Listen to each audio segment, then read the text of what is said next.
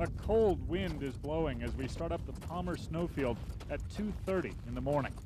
For photographer Ken McKormick and me, it's our first attempt at climbing Mount Hood, and we find ourselves caught up in the different sensations. The strange ambiance of headlamps lighting our way and steel teeth helping our boots bite the hard snow, and the rhythm of our footsteps and our breathing. Best of all, there's a feeling that while most of Oregon is still sleeping far below us, we're ascending like three twinkling stars into the heavens above. It's up to our climb leader to bring us back to Earth. There are a few people who were hit by those rocks who were above the crevasse. Sue Stonecliff, a veteran Mount Hood climber, is telling us about a rock slide she witnessed high on the mountain. About 30 rocks let loose all at once. Rock slides are one of the main reasons climbers start early. The longer the sun is up, the more the mountain melts, the greater the chance of being caught in an avalanche. Boils are getting redder by the minute. I wonder what that means weather-wise. It's about 5 o'clock now. Our climb is 2.5 hours old, and we're looking at the clouds blowing like cotton candy over the east flank of the mountain.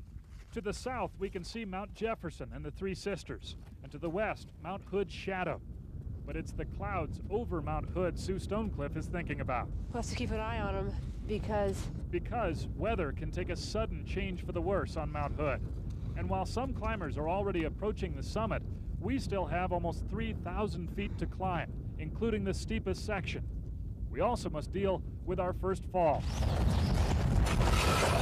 Oh, that was excellent. That was excellent. Sue is making sure we know how to stop ourselves with an ice axe. It's a skill we'll need the rest of the way to be safe. You hold one hand down here by the spike to control the axe, and the other hand up here on the top of the ice axe so that you can jam it into the snow. With the lesson over, we gear up and push on another 1,000 feet. And now the sun is starting to beat down and make the snow soft.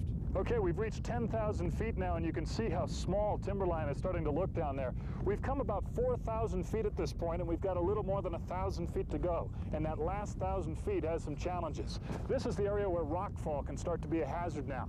And look at this snow-free area here. That's called Devil's Kitchen. We can actually see steam boiling off it right now because Mount Hood is an active volcano still. It's hot just beneath the surface. The last thing we have to do is go up that spiny, snowy ridge to that lump of rock, and it looks like we'll be at the summit up there, but even there we'll have a couple hundred feet to go still. And I'm going to just stretch it out here. This is where most climbers rope up, and here's why. Well, there's a big crevasse up there, and if somebody were to fall into the crevasse, it would be a lot easier to pull that person out if they were on a rope. Sue says she watched once as 3 climbers slid out of control towards the big crevasse. And the 4th person jumped over on the other side of the hog's back, dug in really hard, and stopped the whole team. All right. We are glad to be tying ourselves to Sue Stonecliff and all her experience.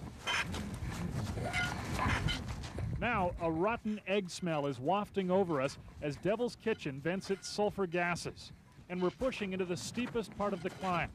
Soon we find ourselves alongside avalanche tracks where snow and rock race down in the past few days. And ascending still higher, we reach the big crevasse. There's no way across this, right? Right, so we have to find a way around. Right now, the best way around is to the right. I'm pretty sure there's a really safe snow bridge over there. We'll have to go over and take a look. Sue finds a safe way around the crevasse, but tells us it will now be too dangerous to use the video camera until we're almost at the summit. Which is where we pick up again, with our smiles of anticipation and then achievement. Suddenly, all we have in front of us is the sky. 11,239 feet above sea level, we have reached the highest point in Oregon. Crawl to the edge here, and you can look straight down on the glaciers that have carved Mount Hood for thousands of years. Look north, and you can see more volcanoes. Mount Adams across the Columbia River, Mount Rainier more than 100 miles away, and Mount St. Helens, without her head, still able to poke above the clouds. Biting winds force us off the summit long before we'd like to leave. But there is one final thrill to look forward to. After descending very carefully for the first 2,000 feet, the day ends with one giant glissade into timberline.